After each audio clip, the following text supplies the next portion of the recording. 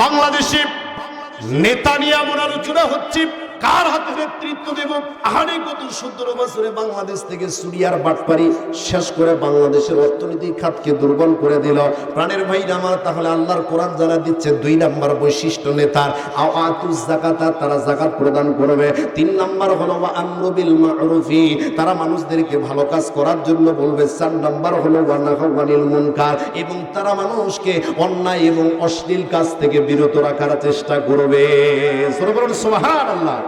প্রাণের ভাইরা আমার, তাহলে নেতার ভিতরে আল্লাহ রাব্বুল আলামিন কোরআনুল কারীমের ভিতরে 4 ধরনের নেতার কথা জানায়া দিলেন। ও দুনিয়ার মানুষেরা রে, 4টা বৈশিষ্ট্য যার ভিতরে দেখবা তাকে ক্ষমতা দিবা, 4টা বৈশিষ্ট্য যার মধ্যে পাবা না তাকে ক্ষমতাই দিবা না। একটু খেয়াল করেন প্রাণের ভাইরা আমার, এই কোরআন মানবে যারা হেদায়েত পাবে তারা, এই কোরআন মানবে যারা রাব্বুল আলামিন তাদেরকে হেদায়েতের রাস্তা দিয়ে দিবেন। একটু খেয়াল করেন, একটু খেয়াল করেন। আল্লাহর নবীর সাহাবী ছিল আব্দুল্লাহ ইবনে হুযায়ফা রাদিয়াল্লাহু তাআলা আনহু। তখন ওমরের যুগ চলছিল, ওমরের শাসন চলছিল। এই ওমরের শাসন চলা অবস্থায় মুসলমানদের সঙ্গে রোম সম্রাটের বিরুদ্ধে একটা যুদ্ধ লেগেছিল, রোম সম্রাটের সঙ্গে। প্রাণের ভাইরা আমার, এই যুদ্ধের ভিতরে দুর্ভাগ্যবশত আল্লাহর নবীর সাহাবী আব্দুল্লাহ ইবনে হুযায়ফা রাদিয়াল্লাহু তাআলা আনহু বন্দী হয়ে গেলেন। আব্দুল্লাহ ইবনে হুযায়ফা রাদিয়াল্লাহু তাআলা আনহু যখন বন্দী হলেন, বন্দী হওয়ার পরে যখন রোম সম্রাটের দরবারে তাকে নিয়ে যাওয়া হলো, রোম সম্রাট যখন শুনতে পেলেন 1 নয় 2 নয় মুসলমানদের থেকে 80 জন বন্দী, আমরা তাকে বন্দী করেছি। এবার রোম সম্রাট ডাক দিয়ে বললেন, আহারে আমি তো শুনেছিলাম মুসলমানদের যে সাহাবীরা, যে আল্লাহর নবীর যে সাহাবীরা, এই সাহাবীরা নাকি আল্লাহকে ভয় করে, আল্লাহকে মহব্বত করে, আল্লাহর সঙ্গে তাদের প্রেম স্থাপন। আহারে আহারে, আমি তাদের চালচলন চরিত্র সম্পর্কে একটু জানতে চাই। প্রাণের ভাইরা আমার, একটু খেয়াল করেন। আল্লাহর নবীর সাহাবী আব্দুল্লাহ ইবনে হুযায়ফাকে দেখার জন্য রোম সম্রাট যখন ডাক দিয়ে বলতেছেন, আব্দুল্লাহ বিন হুযায়ফাকে আমার কাছে নিয়ে আসা হোক। এবার যখন আব্দুল্লাহ বিন হুযায়ফাকে রোম সম্রাটের দরবারে নিয়ে আসা হলো, প্রাণের ভাইরা আমার একটু খেয়াল করেন। রোম সম্রাটের দিকে নিয়ে আসার পরে তার চেহারা দেখে, চালচলন দেখে, আচার ব্যবহার দেখে রোম সম্রাট ডাক দিয়ে বলতেছেন, ও মুসলমানদের সাহাবী আব্দুল্লাহ বিন হুযায়ফা, আমি তোমার কাছে একটা প্রস্তাব দিতে চাই। সেই প্রস্তাবটা হলো, তোমার চালচলন, কথাবার্তা, আচার ব্যবহার আমার খুব ভালো লেগেছে। এই ভালো লাগার কারণে আমি আমার মেয়েকে তোমার সঙ্গে বিয়ে দিতে চাই। আল্লাহু আকবার বলেন। যুবক সাহাবী আব্দুল্লাহ বিন হুযায়ফা, লাগবে না, যুবক সাহাবী আব্দুল্লাহ বিন হুযায়ফাকে প্রস্তাব দেওয়া হচ্ছে, তোমার চালচলন, ব্যবহার, চেহারা, সৌন্দর্য দেখে আমার মেয়েকে তোমার সঙ্গে বিয়ে দেব। আর সম্রাটের মেয়েকে বিয়ে করা মানে অর্ধেক রাজত্ব পাওয়া। এবার আব্দুল্লাহ বিন হুযায়ফা রাদিয়াল্লাহু তাআলা আনহু ডাক দিয়ে বলেন, ডাক দিয়ে বলতেছেন, সম্রাট ও আব্দুল্লাহ বিন হুযায়ফা, আমার মেয়েকে বিয়ে দিয়ে দেব। শুধুমাত্র বিয়ে দেব নয়, এই রোম সম্রাটের অর্ধেকটা তোমার নামে লিখে দেব। সত্য হলো একটা, তুমি শুধু কালেমা ছেড়ে দিবা, মুসলমান ছেড়ে দিয়ে খ্রিস্টান ধর্ম গ্রহণ করবা। যদি খ্রিস্টান ধর্ম গ্রহণ করতে পারো তাহলে আমার মেয়েকে দিয়েও বিয়ে দেব এবং অর্ধেক রাজত্ব দান করব। প্রাণের ভাইরা আমার, এই প্রস্তাব যখন আব্দুল্লাহ বিন হুযায়ফার কাছে করা হয়েছে, আব্দুল্লাহ বিন হুযায়ফা ডাক দিয়ে বলেন, ও রোম সম্রাট শুনে রাখো, ও বাদশা শুনে রাখো। এ বাবা, এইভাবে চা দিলে তো সমস্যা হবে। একজনকে চা দেন আর একজনকে দেন না, চা দিলে সবগুলোকে দিতে হবে। কথা বলেন না আপনারা? চা খাওয়ালে সবগুলোকে খাওয়াতে হবে। আর চা নিয়ে আসবেন না, আলোচনার মাঝে ডিস্টার্ব, আর চা নিয়ে আসবেন না। প্রাণের ভাইরা আমার, খেয়াল করেন। আব্দুল্লাহ বিন হুযায়ফা রাদিয়াল্লাহু তাআলা আনহু এই প্রস্তাব পাওয়ার পরে ডাক দিয়ে বলতেছেন, ও রোম সম্রাট, আমি তো তোমার মেয়েকে বিবাহ করতে পারবো না। তুমি আমার কাছে সত্য দিয়েছো যে বিবাহ করলে আমাকে খ্রিস্টান ধর্ম গ্রহণ করতে হবে। একটা বিষয় জেনে রাখো, আমি আব্দুল্লাহ বিন হুযায়ফা খ্রিস্টান ধর্ম গ্রহণ করব কেন? তোমার মেয়েকে বিবাহ করব কেন? তোমার ওই সুন্দর মেয়ের চাইতে, রোমের অর্ধেক রাজত্বের চাইতে আমার কাছে আল্লাহর ঈমানটা সবচাইতে বেশি। আল্লাহু আকবার বলেন। তুমি আমাকে লোভ দেখাচ্ছ যে তোমার মেয়েকে দিয়ে আমার বিবাহ দিবা আর রোম সম্রাটের অর্ধেকটা আমাকে দান করবা। ও সাহা, ও বাদশা শুনে রাখো, তোমার ওই বাদশাহীর চাইতে আর তোমার সুন্দর মেয়ের চাইতে আমি হুযায়ফার কাছে আমার ঈমানটাই সবচাইতে বেশি দেবে। আল্লাহু আকবার বলে। ওই যুবকের ঈমান কেমন ছিল আর বর্তমান যুগের ঈমানদার যুবকদের অবস্থা কেমন? এদেরকে যদি এই প্রস্তাব দেওয়া হয়, লাভ মেরে রাজি হয়ে যাবে। কথা বলেন ঠিক না? ঠিক। মনে করবে হামকি হনুরে বিবাহ দিবে চায়, আমার অর্ধেক রাজত্ব দিবা চায়। শুধুমাত্র তাই নয়, সাধারণ একটা গৃহস্থ মানুষ যদি ডাক দিয়ে বলে এ যুবক তোমাকে আমার পছন্দ হয়েছে, আমার মেয়েকে দিয়ে বিবাহ দেব, আর অর্ধেক জমি জামা যা আছে সব লিখে দেব, যুবকেরা লাফালাফি শুরু করবে। কথা বলেন না আপনারা? বর্তমান যুবকদের ইমানদের অবস্থা খুব খারাপ। বর্তমান যুবকেরা আছে হলো মোবাইল নিয়ে আর প্রেম প্রীতি ভালোবাসা নিয়ে। কথা বলেন ঠিক না বা ঠিক? প্রাণের ভাইরা আমার, বর্তমান যুবকদের বিষয়ে যদি আলোচনা করতে যাই তাহলে একটা বিষয় না বললেই নয়। পেটে ভাত থাক না আর থাক বা না থাক, গায়ে পোশাক থাক বা না থাক, হাতে একটা মোবাইল থাকা লাগবে। কথা কন নাকি আপনারা? পেটে ভাত থাক বা না থাক, পরনে পোশাক থাক বা না থাক, হাতে একটা মোবাইল থাকা লাগবে। শুধুমাত্র তাই নয়, এই মোবাইল থাকবে এবং মোবাইল থাকার পর আমি চিন্তা করি, আহারে যে ছেলেটা কেবল নবম শ্রেণীতে পড়ে অথবা দশম শ্রেণীতে পড়ে, ইন্টার ফার্স্ট ইয়ারে পড়ে, এই যুবকটার মোবাইলের দামটা কি, এই মোবাইলের কাজটা কি? প্রাণের ভাইরা আমার, আমি ইমামতি করি নাকাইহাট পাখিরা বাইতুল ফারাজ আমি মসজিদ, ওই মসজিদের একজন খতিব, আমার একজন মুসল্লি আছে, কেবল পড়ে ইন্টার ফার্স্ট ইয়ারে। ও সেই দিন এসে আমাকে জুমার নামাজ পড়ে ডাক দিয়ে বলেন, হুজুর এই যে মোবাইলটা দেখতে পাচ্ছেন, এই মোবাইলটা আমি 43,000 টাকা দিয়ে কিনেছি। কয় হাজার? এ জোরে বলেন কয় হাজার? 43,000 টাকা দিয়ে মোবাইল কিনেছি। আমি ডাক দিয়ে বললাম, বাবারে 43,000 টাকা দিয়ে মোবাইল কিনলা, এই মোবাইল কি তোমার বাবা কিনে দিয়েছে নাকি? বলতেছেন হুজুর না, আমার বাবা কিনে দেয় নাই। বলে তোমার মা কিনে দিয়েছিল? আমাকে তাও দেয় নাই। বলে কই পাইলা টাকা? ডাক দিয়ে বলেন, হুজুর শরম আর লজ্জার কথা আর বলবেন না, আমি এই মোবাইল কেনার জন্য 1 নয় 2 নয় 1.5 মাস 45টা দিন আমি ওই সাইটে গিয়েছিলাম রাজমিস্ত্রির কাজ করার জন্য। এই 45 দিন কাজ করে যা টাকা পেয়েছি সব টাকা দিয়ে মোবাইল কিনেছি। নাউজুবিল্লাহ পড়েন। এখন আমি চিন্তা করলাম, এ পরে ইন্টার ফার্স্ট ইয়ারে এর মোবাইলের কাজটা কি? আর কোনো মোবাইলের কাজ নাই। এর মোবাইলের কাজ হতে পারে দুইটা। নাম্বার 1 হচ্ছে এই মোবাইল দিয়ে সুন্দর করে গেম খেলবে। 2 নাম্বার হচ্ছে ফিল্টার মেরে ছবি তুলবে আর ফেসবুকে আপলোড করবে অথবা টিকটকে আপলোড করবে। এর চিন্তা ভাবনা হলো যত ফেসবুকে ছবি ছাড়তে পারবো, আপলোড করতে পারবো, তত মেয়ে ফলোয়ার আমার বেড়ে যাবে, আর কি হবে, প্রেম প্রীতি ভালোবাসা হয়ে যাবে। কথা বল নাকি আপনারা? এর চিন্তা ভাবনা হলো হাতে একটা মোবাইল থাকবে। ওই গার্লস স্কুল যখন ছুটি দেয়, ওই গার্লস স্কুলের সামনে সকাল বিকাল ডিউটি করবে। কোন মেয়ের পিছনে পিছনে যাওয়া যায়, কোন মেয়েকে ইফটিজিং করা যায়। এবার যখন যাইতে যাইতে যদি হুট করে একটা রিলেশনশিপ প্রেম হয়েও যায়, 1 বছর পর যখন মেয়ের বিয়ে হয়ে যায়, এই ছেলে এখন শেখা খায়া বেকা হয়া ফেসবুকে স্টোরি দেয়, আজও তোমাকে পাইলাম না। কথা কন না কেন? আপনাদের দিকে নাই মনে হয়, আমাদের দিকে আছে। এরা শেখা খায়া বেকা হয়ে গেল। 1 বছর রিলেশনশিপ করার পরে যখন মেয়ের বিয়ে হয়ে যায়, এই যুবক শেখা খায়া বেকা হয়ে ফেসবুকে স্টোরি দেয়। আর এদের কষ্টের স্টোরি দেখলে মনে হয় নিজেরে কান্না পায়, এত কষ্টের স্টোরি। আহারে সেই দিন দেখলাম আমার পরিচিত একটা ছেলে ক্লাস 8-এ পড়ে, ও ফেসবুকে ক্যাপশন দিছে, আজও মনের মানুষ পাইলাম না। ওর কথা শুনি মনে হলে আমরা বুড়ে হয়ে গেছি। কথা কন নাকি আপনারা? ও ক্লাস 8-এ পড়তে ক্যাপশন দেয়, আজও মনের মানুষ পাইলাম না, আর আমরা অনার্সে পড়ি। কথা কন নাকি আপনারা? প্রাণের ভাইরা আমার এই হলো অবস্থা। যুবক ভাইরা আমার, প্রেম প্রীতি ভালোবাসার মধ্যে এমন ভাবে মুজে গেল, মনে করে একটা মেয়ে মনে হয় জীবনের সব। একজন আর একজনকে প্রতিশ্রুতি দেয়, আমি তোমাকে ছাড়া বাঁচবো না। কথা কন নাকি আপনারা? এই প্রতিশ্রুতি দিয়ে আহারে আমি তো মনে করি মিথ্যা কথা যদি থাকে তাহলে এই কথাটা হলো সবচাইতে বড় মিথ্যা কথা। একটা মেয়ে ছেলেকে ডাক দিয়ে বলে আমি তোমাকে ছাড়া বাঁচবো না, ছেলেও ডাক দিয়ে বলে আমি তোমাকে ছাড়া বাঁচবো না। দুইটার যখন বিয়ে হয় আলাদা হয়ে যায়, দেখে একটাও মরে না।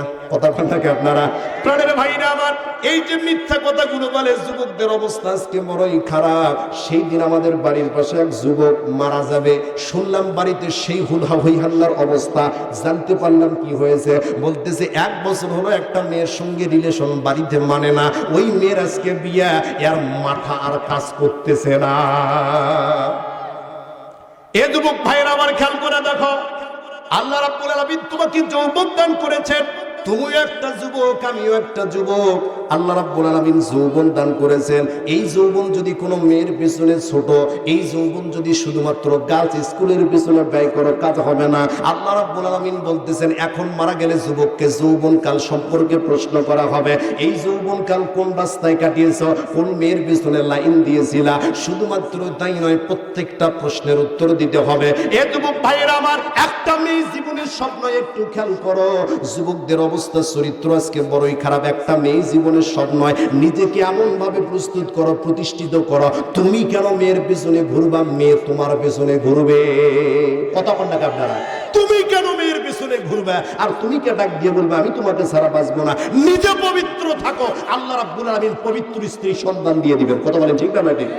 তুমি যদি 10টার সাথে লাইন মারো, তাহলে মনে করবা তোমার ঘরে যেটা আসবে ওটা 12 ঘাটের পানি খাওয়া। কথা বল না আপনারা? তুমি যদি 10টা মেয়ের জীবন নষ্ট করো, তাহলে মনে করবা তোমার ঘরে যে স্ত্রী আসবে ওটা আগে 12টার সাথে লাইন মারছে। কথা বল না আপনারা? প্রেম প্রীতির জ্বালা মোবাইলের মেহালা, প্রেম প্রীতির জ্বালা মোবাইলের মেহালা। এখন আর চিঠি লেখা লাগে না, হায়রে এখন আর চিঠি লেখা লাগে না। মোবাইল ফোন আসিল কি দোলাহা লাগিল, ফজরের ঘুম তো মাইয়ার ভাঙে না। হায়রে মোবাইল ফোন আসিল কি দোলাহা লাগিল, ফজরের ঘুম তো বাবার ভাঙে না। কথা বলেন ঠিক না বা ঠিক? পোলায় সারা রাত জাগিয়া ফোনে কথা বলিয়া, মাইয়া সারা রাত জাগিয়া ফোনে কথা বলিয়া, পড়াশোনা মাইয়ার ভালো লাগে না। হায়রে পড়াশোনা বাবার ভালো লাগে না। মোবাইল ফোন আসিল কি দোলাহা লাগিল, ফজরের ঘুম তো মাইয়ার ভাঙে না। কথা বলেন ঠিক না বা ঠিক? এখন আরো চিঠি লেখা লাগে। এই যে রাতের বেলা এখান থেকে মেসেঞ্জারে যখন পাঠিয়ে দেয়, সেন্ড করে দেয়, ওপাশ থেকে মুগি এসএমএসে রিপ্লাই দেয়। কথা কন নাকি আপনারা? এই জন্য প্রেম প্রীতি ভালোবাসার মধ্যে যাওয়া যাবে? জোরে বলেন যাবে?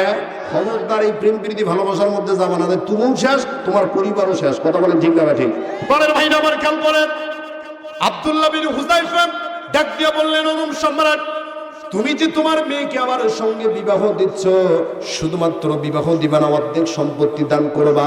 তোমার চাইতে, তোমার এই সুন্দর মেয়ের চাইতে আর তোমার ওই রাজত্বের চাইতে আমার কাছে ইমানটা সবচাইতে বেশি দামি। প্রাণের ভাইরা আমার একটু খেয়াল করেন। এই প্রস্তাব দেওয়ার পরে ওই রোম সম্রাট ডাক দিয়ে বলতেছেন, ঠিক আছে, যদি তুমি আমার প্রস্তাব না মানো, তাহলে একটা গরম তেলের একটা কড়াই নিয়ে আসা হলো। ওই তেল গরম করা হলো। ডাক দিয়ে বলতেছেন, এই তেলের ভিতরে তোমাকে ছেড়ে দেব, ছেড়ে দেওয়ার পর তোমাকে ভেজে ফেলবো, হত্যা করবো, যদি তুমি আমার প্রস্তাব না মানো। প্রাণের ভাইরা আমার, একটা তেলের একটা কড়াই গরম করা হলো। গরম করার পরে ওই সাহাবী হুযায়ফার সামনে একজন মুসলমান লোককে ধরে আনা হলো। মুসলমান লোককে ধরে আনার পর যখন তেলের ভিতরে ফেলে দেওয়া হয়েছে, তেলের ভিতরে ফেলে দেওয়ার পর হুযায়ফা লক্ষ্য করে দেখতেছে, না হারে মুহূর্তের মধ্যে আমার একজন মুসলিম সাথীর শরীর থেকে গোশত মাংসগুলো আলাদা হয়ে গিয়েছে। প্রাণের ভাইরা আমার একটু খেয়াল করেন। এই দৃশ্য যখন অবলোকন করলো, অবলোকন করার পরে আবার ওই বাদশা ডাক দিয়ে বলতেছেন, হুযায়ফারে এখনো সময় আছে, যদি তুমি আমার প্রস্তাব মেনে নাও তাহলে তোমাকে আর এইভাবে হত্যা করব না। প্রাণের ভাইরা আমার একটু খেয়াল করেন। এই প্রস্তাব দেওয়ার পরে হুযায়ফা ডাক দিয়ে বলতেছেন, না না, আমার জীবন থাকতে আমি কখনো এই প্রস্তাবকে তোমার মেনে নেব না। এই কথা বলার পরে হুযায়ফা রাদিয়াল্লাহু তাআলা আনহুকে হত্যা করার জন্য যখন তেল আবার গরম করা হলো, তেল গরম করার পরে যখন হুযায়ফাকে তেলের কাছে নিয়ে আসা হয়েছে, আল্লাহর নবী সাহাবী আব্দুল্লাহ ইবনে হুযায়ফার চোখ দিয়ে ধর ধর করে পানি পড়তেছে, আর ডাক দিয়ে বলতেছেন, আল্লাহ গো, এটা কোন কাজে আমি পড়ে গেলাম। এবার যখন ওই বাদশার কাছে খবর দেওয়া হলো, আল্লাহ নবী সাহাবী আব্দুল্লাহ ইবনে হুযায়ফা তার চোখ দিয়ে ধর ধর করে পানি পড়তেছে। আল্লাহর নবী সাহাবীর চোখ দিয়ে পানি পড়ে। বাদশা মনে মনে চিন্তা করলো, হুযায়ফা মনে হয় ভয় পেয়েছে। এই ভয় পাওয়ার কারণে সে কি করতেছে, মৃত্যুর ভয়ের কারণে চোখ দিয়ে ধর ধর করে পানি পড়তেছে। এবার তিনি ডাক দিয়ে বললেন, চলো চলো, আমি নিজে তার সঙ্গে কথা বলার জন্য যাব। এবার যখন রোম সম্রাট কথা বলার জন্য হুযায়ফার কাছে চলে গেলেন, হুযায়ফার কাছে যাবার পর ডাক দিয়ে বলতেছেন, হুযায়ফারে তুমি কি মৃত্যুর ভয়ে, তুমি কি মারা যাবার ভয়ে এই কাজ করতেছো নাকি? এইভাবে করলে আলোচনা হবে না, আলোচনা বন্ধ করে দিতে হবে।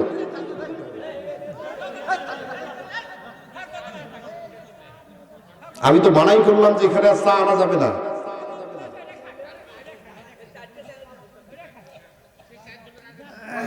ওয়াইদা কুরিয়াল কোরআনে শোনেন, ওয়াইদা কুরিয়াল কোরআন ফাসতামিউ লাহু ওয়া আনসিতু লাআল্লাকুম তুরহামুন। এখানে কোরআনের কথা হচ্ছে। আল্লাহ জানিয়ে দিচ্ছেন যখন তোমাদের সামনে কোরআনের আলোচনা করা হয়, ফাসতামিউ লাহু ওয়া আনসিতু লাআল্লাকুম তুরহামুন, তখন মনোযোগ সহকারে কোরআন শ্রবণ করো। আর যদি কোনো ব্যক্তি মনোযোগ সহকারে কোরআন শ্রবণ করতে পারে, তাহলে আসমান থেকে রহমতগুলো তাদের উপরে বৃষ্টির মতো নাজিল হয়ে যায়। জোরে বলুন সুবহানাল্লাহ। এখানে কোরআন আলোচনা হচ্ছে আর আপনারা ওখানে চা খাচ্ছেন, তো চা খান আর ঢেলে দেন, কথা বলেন নাকি আপনারা? প্রাণের ভাইরা আমার খেয়াল করেন, আল্লাহর নবী সাহাবী হুযায়ফা রাদিয়াল্লাহু তাআলা আনহু যখন তার কাছে সে ডাক দিয়ে বলতেছেন, হুযায়ফা রে, তুমি কি মৃত্যুর ভয়ে কান্না করতেছো নাকি তুমি কি আমার প্রস্তাবকে মেনে নিবা? এবার হুযায়ফা ডাক দিয়ে বলতেছেন, বাদশা রে, আমার একটা জীবন কেন, আমার শরীরের ভিতরে যতগুলো পশম আছে, যতগুলো লোম আছে, অতটা জীবনও যদি আমি পাইতাম, তাহলে অতটা জীবনও ইসলামের জন্য, কোরআনের জন্য আমি আমার জীবনকে উৎসর্গ করে দিতাম। আল্লাহু আকবার বলে। এই কথা যখন তিনি বললেন, আল্লাহর নবী সাহাবী হুযায়ফা রাদিয়াল্লাহু তাআলা আনহু এই বক্তব্য শোনার পরে রোম সম্রাট লজ্জার ভিতরে পড়ে গিয়েছে। হায় হায়, এটা আমি কি কাজ করলাম? ডাক দিয়ে বলতেছেন, হুযায়ফা রে, তোমাকে আমি ছেড়ে দেব, তার বিনিময়ে তোমাকে একটা শর্ত আছে, একটা কাজ করতে হবে। কি কাজের বিনিময়ে হুযায়ফা এবং 80 জন সাহাবীকে মুক্ত করা হলো, এই ঘটনা তো আপনারা শুনবেন। জোরে বলেন, শুনবেন তো ইনশাআল্লাহ? অবশ্য আমি বলবো তার আগে আমার আলোচ্য আয়াতে কারিমা থেকে 10 মিনিট আলোচনা করে একটু খেয়াল করেন। আল্লাহ রাব্বুল আলামিন বলেন, ওয়াকালাল্লাযীনা কাফারু লা তাসমাউ লিহাদাল কুরআন ওয়ালগাউ ফিহি লাআল্লাকুম তাগলিবুন। আল্লাহ রাব্বুল আলামিন জানাই দিচ্ছেন, ওয়াকালাল্লাযীনা কাফারু লা তাসমাউ লিহাদাল কুরআন। কাফেররা বলতে চায়, যারা বিশ্বাসী হবে তারা বলতে চায়, খবরদার খবরদার, এই কোরআনকে তোমরা শোনো না। এই কোরআন যখন আলোচনা করা হবে সেখানে ঝামেলা তৈরি করা, হট্টগোলের তৈরি করা, শোরগোল তৈরি করা। ওরা মনে করে যদি কোরআনের আলোচনা বন্ধ করতে পারে, কোরআন শোনা থেকে মানুষকে বিরত রাখতে পারে, তাহলে মনে হয় আমরা বিজয় অর্জন করব, আমাদের মনে হয় বিজয় আসবে। কিন্তু রাব্বুল আলামিন ডাক দিয়ে বলতেছেন, লাআল্লাকুম তাগলিবুন। ও দুনিয়ার মানুষেরা শুনে রাখো, শুনে রাখো, যারা কোরআনের মাহফিলে, যারা কোরআন শোনা থেকে বাধা দিবে, ওরা কোনোদিন বিজয় অর্জন করতে পারবে না। যারা কোরআনের পক্ষে থাকবে, আমি আল্লাহ রাব্বুল আলামিন ওদেরকে বিজয় দান করে দেব। প্রাণের ভাইরা আমার, গত 17 বছরে বাংলাদেশ থেকে কোরআনের আলোচনা বন্ধ করার জন্য হারে কত তাফসীর মাহফিল বন্ধ করে দেওয়া হলো, কত বক্তার সামনে থেকে মাইক কেড়ে দেওয়া হলো, কত বক্তাকে স্টেজে অপমান করা হলো, অপদস্থ করা হলো, কত বক্তার কণ্ঠকে রোধ করা হলো। যারা রোধ করতে চেয়েছিল, যারা কোরআনের আলোচনা বন্ধ করতে চেয়েছিল, ওরাই আজকে বাংলাদেশে নাই, আলেম ওলামা বাংলাদেশে আছে। তার মানে হলো, ওই যুগের প্রথম থেকে যদি আপনি লক্ষ্য করেন, যারা এই কোরআনের বিরুদ্ধে চলে গেছে, রাসূলের বিরুদ্ধে চলে গেছে, তারা ক্ষমতায় থাকতে পারে নাই। প্রাণের ভাইটা আমার একটু খেয়াল করেন, আল্লাহর নবী জনাবি মুহাম্মদ রাসূলুল্লাহ সাল্লাল্লাহু আলাইহি ওয়াসাল্লাম যখন কোরআনের দাওয়াত দিচ্ছিলেন, বলেন তো আবু জেহেল পক্ষে ছিল না বিপক্ষে ছিল? একটু জোরে বলেন না কেন, পক্ষে ছিল না বিপক্ষে ছিল? আবু জেহেল সবসময় চিন্তা করত, আল্লাহর নবী থেকে কেমন করে কোরআনের কথাগুলো বন্ধ করা যায়, কালেমার দাওয়াতকে কেমনে নিমজ্জিত করা যায়, আল্লাহর নবীকে কিভাবে অপমান অপদস্থ করা যায়। প্রাণের ভাইরা আমার একটু খেয়াল করেন, আবু জেহেল যখন সব ধরনের ষড়যন্ত্র করে আল্লাহর নবীকে আর থামাতে পারতেছে না, এবার সে মনে মনে চিন্তা করলো, হারে এমন ভাবে যদি কোরআনের কথাগুলো ইসলামের পতাকা তলে মানুষ আসতে পারে, তাহলে তো আমি আবু জেহেলের ব্যবসা টিকবে না। এই ব্যবসা টিকে রাখার জন্য মনে মনে চিন্তা করলো, কি করা যায়, কি করা যায়। এবার ভাবতেছে, আমার ভাতিজাকে থামানোর জন্য বাহিরের দেশ থেকে সাহায্য নেওয়া লাগবে। তৎকালীন সময়ে সিরিয়ার গভর্নর ছিল হাবিব বিন মালেক। এই হাবিব বিন মালেক এমন একজন সাহাবী ছিল, এমন একজন বাদশা ছিল, যে ছিল ক্ষমতাধর বাদশা। শুধুমাত্র ক্ষমতাধর বাদশা নয়, সিরিয়ার গভর্নর, যার চাইতে তৎকালীন সময় আর কারো ক্ষমতা বেশি ছিল না। প্রাণের ভাইরা আমার একটু খেয়াল করেন, এই হাবিব বিন মালেক, এই হাবিব বিন মালেকের কাছে চিঠি লিখতেছেন আবু জেহেল, ডাক দিয়ে বলতেছেন, শুনে নিতে আমার মক্কার ভিতরে এমন একটা যুবকের আবির্ভাব হয়েছে, আল আবিদ নামে যে যুবক, যে যুবকের আবির্ভাব হওয়ার কারণে ওই যুবকটা মানুষকে আল্লাহর কথা বলে, ইসলামের কথা বলে, কোরআনের কথা বলে, মানুষদেরকে আল্লাহর দিকে আহ্বান করে। এমন ভাবে যদি মানুষগুলো ধর্ম থেকে অর্থাৎ ধর্মান্তরিত হয়, মুশরিক পূজা থেকে, মূর্তি পূজা থেকে ইসলাম ধর্ম গ্রহণ করে, তাহলে তো আমাদের ব্যবসা টিকবে না। ও নেতা, আপনার কাছে আমি চিঠি লিখলাম, যে বাবাই হোক ওই মোহাম্মদকে থামাতে হবে। প্রাণের ভাইরা আমার, এই চিঠি নিয়ে যখন তিনি সিরিয়ার গভর্নর হাবিব বিন মালিকের কাছে চলে গেলেন, হাবিব বিন মালিক চিঠিটা দেখতেছে আর ডাক দিয়ে বলেন, আবু জেহেল, আমার করণীয় কি, কি কাজ করতে হবে আমি একটু আমাকে বলে দাও। এবার ডাক দিয়ে বলতেছেন, নেতা আমার, যে কাজটা আপনাকে করতে হবে সেই কাজটা হলো এই যে আমার যে ভাতিজা মোহাম্মদ যার নাম, এই মোহাম্মদকে যেভাবেই হোক তাকে থামাতে হবে। ডাক দিয়ে বলতেছেন, ঠিক আছে তুমি চলে যাও, আমি ব্যবস্থা গ্রহণ করব। এবার আবু জেহেল ডাক দিয়ে বলেন, নেতা কি ব্যবস্থা গ্রহণ করবেন যদি আমাকে একটু বলতেন। এবার ডাক দিয়ে বলতেছেন, আবু জেহেল রে, তুমি মক্কার ভিতরে চলে যাবা, যাবার পর একটা দিনক্ষণ নির্ধারণ করবা, দিনক্ষণ নির্ধারণ করার পরে একটা মঞ্চ প্রস্তুত করবা, মক্কার সব লোকদেরকে দাওয়াত দিবা, আমি সেখানে যাব। যাওয়ার পরে মুহাম্মদ নবীর যুবককে এক নয় দুই নয় তিনটা প্রশ্ন করব। একটা হলো শরীয়ত থেকে, 2 নম্বর হলো মারেফাত থেকে, 3 নম্বর হলো আত্মাধিক প্রশ্ন। যদি 3টা প্রশ্নের উত্তর সে সঠিকভাবে দিতে পারে তাহলে বিশ্বাস করে নেব সে আল্লাহর নবী, আল্লাহর পয়গম্বর। আর যদি প্রশ্নের উত্তর দিতে না পারে তাহলে মনে করব সে আল্লাহর নবী নয়। প্রাণের ভাইরা আমার, এবার আবু জেহেল ডাক দিয়ে বলতেছেন, নেতা আমার, যদি সে 3টা প্রশ্নের উত্তর সঠিক দেয় তাহলে আপনি কি করবেন। এবার ডাক দিয়ে বলেন, আবু জেহেল কি করবে জানো, আমি একা সেখানে যাব না, 12,000 সৈন্য নিয়ে যাব। যদি সে উত্তর সঠিকও দেয় তারপরও আমার সেনা দল দিয়ে আমি তাকে সাইজ করে দেব। আল্লাহু আকবার বলেন। প্রাণের ভাইরা আমার, আল্লাহর নবীকে শায়েস্তা করার জন্য, আল্লাহর নবীকে অপমান করার জন্য, অপদস্থ করার জন্য ওই সুদূর সিরিয়া থেকে যখন দাওয়াত দিয়ে আসলো, হাবিব বিন মালিককে দাওয়াত দিয়ে আসার পরে আবু জেহেল মক্কার ভিতরে চলে আসার পর একটা মঞ্চ প্রস্তুত করেছে। এই মঞ্চ প্রস্তুত করার পরে ওই মঞ্চের উপরে যখন উঠলেন, ওঠার পর মনে মনে চিন্তা করলেন, আরে এই মঞ্চের উপরে 2টা চেয়ার রাখবো, একটা হলো স্বর্ণ খচিত চেয়ার, 2 নাম্বার হলো রৌপ্য খচিত চেয়ার। যে স্বর্ণ খচিত চেয়ারটা থাকবে ওই চেয়ারের ভিতরে আমার যে নেতা হাবিব বিন মালিক প্রধান অতিথির চেয়ারে বসবে, আর যে চেয়ারটা থাকবে রৌপ্য খচিত চেয়ার, ওই চেয়ারটার ভিতরে আমি নেতা সভাপতির আসন হাবিব বিন মালিক আবু জেহেল বসবো। আর যখন আমার ভাতিজা মোহাম্মদ আসবে, উপরে তো কোনো চেয়ার থাকবে না, এই চেয়ার না থাকার কারণে জমিনের ভিতরে বসায় অপমান অপদস্থ করব। নাউজুবিল্লাহ বলবেন না। প্রাণের ভাইরা আমার, আল্লাহর নবীকে অপমান করার জন্য, অপদস্থ করার জন্য হাবিব বিন মালিককে দাওয়াত করে এসেছে মদিনার মক্কার ভিতরে। সে চেয়ার প্রস্তুত করলো, মঞ্চ প্রস্তুত হয়ে গেল, দিনক্ষণ সঠিক হলো। এবার হাবিব বিন মালিক 12,000 সৈন্য নিয়ে সিরিয়া থেকে রওনা দিয়েছে আল্লাহর নবীর সঙ্গে বাহাস করার জন্য, আল্লাহর নবীর সঙ্গে কথা বলার জন্য। যখন তিনি আসতেছেন, আস্তে আস্তে যখন তিনি মক্কার ভিতরে প্রবেশ করলেন, মক্কার দরজা দিয়ে, গেট দিয়ে যখন প্রবেশ করতেছেন, তখন মক্কার যে ছোট যারা ছিল, নারী যারা ছিল, পুরুষ যারা ছিল, বড় ছিল, নারী পুরুষ সব মিলে ওই হাবিব বিন মালিককে প্রধান অতিথির তাকবীর দিচ্ছে, প্রধান অতিথির অভিবাদন জানাচ্ছে। এবার যখন অভিবাদন জানানো হলো, হাবিব বিন মালিক আস্তে আস্তে স্টেজের উপরে চলে গেলেন। আবু জেহেল ডাক দিয়ে বলেন, ও নেতা আমার, আপনি এই চেয়ারটাই বসুন, এইটা হলো প্রধান অতিথির চেয়ার, আপনাকে বসানোর জন্য চেয়ারটা নিয়ে এসেছি। এবার যখন হাবিব বিন মালিক চেয়ারের ভিতরে বসার পরে আবু জেহেল যখন সভাপতির চেয়ারে বসলো, এবার হাবিব বিন মালিক ডাক দিয়ে বলতেছেন, ও আবু জেহেল রে, মক্কার ভিতরে সব লোকগুলোকে আমি সামনের দিকে দেখতে পাচ্ছি, যারা আমাকে অভিবাদন জানালো, যারা আমাকে সুন্দর করে স্বাগত জানালো, কিন্তু তুমি যাকে সাইজ করার জন্য নিয়ে আসলা, ওই মুহাম্মদের তো কোনো খোঁজ আমি পাইলাম না, একটু আমাকে খোঁজ দিয়ে দাও, সে কি এখানে আসছে নাকি। এবার ডাক দিয়ে বলতেছেন, নেতা আমার, আবু জেহেল ডাক দিয়ে বলেন, নেতা আপনি যার কথা বলতেছেন এমন একটা ব্যক্তি, আপনি যত বড় নেতা হন না কেন, যদি তাকে দাওয়াত না করা হয়, দাওয়াত না দেওয়া পর্যন্ত সে কখনোই আপনাকে দেখতে আসবে না। আল্লাহু আকবার বলবেন না। কারণ সব লোক কিন্তু সবখানে যায় না, কথা কন নাকি আপনারা? সব লোকের জন্য সব পরিবেশও না। প্রাণের ভাইরা আমার ডাক দিয়ে বলতেছেন, আপনি যতক্ষণ পর্যন্ত ডাকবেন না সেখানে আসবে না।